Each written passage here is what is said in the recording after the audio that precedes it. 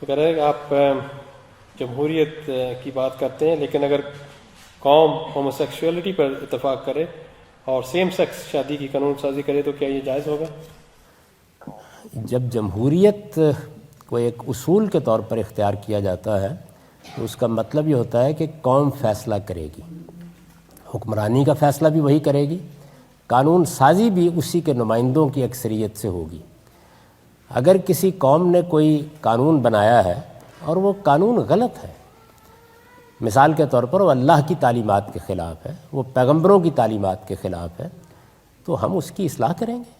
اس کا مطلب یہ ہے کہ قوم بحیثیت مجموعی دین سے بیگانہ ہو گئی، وہ اللہ تعالیٰ کی ہدایات سے بیگانہ ہو گئی ہے، تو پھر کیا بغاوت کی جائے گی؟ پھر اس قوم کی اصلاح کرنی چاہیے، اس کے فکر کی، اس کے علم کی، اس کے عمل کی اصلاح کرنی چاہیے۔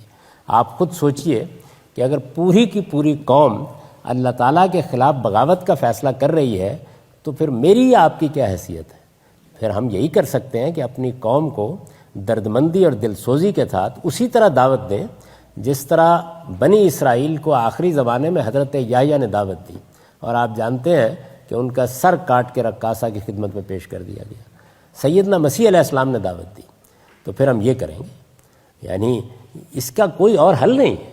اگر آپ کی پوری قوم اس درجے دین سے بیگانہ ہو گئی ہے تو پھر آپ کو قوم ہی کے پاس جانا ہوگا، اس کے دل و دماغ کو اپیل کرنا ہوگا، اس کی اصلاح کرنی ہوگی۔ یہ کسی پابندی لگانے سے نہیں ہوتا، لوگوں کا حق ہے کہ وہ فیصلہ کریں، یہ حق ان کو خدا نے دیا ہے۔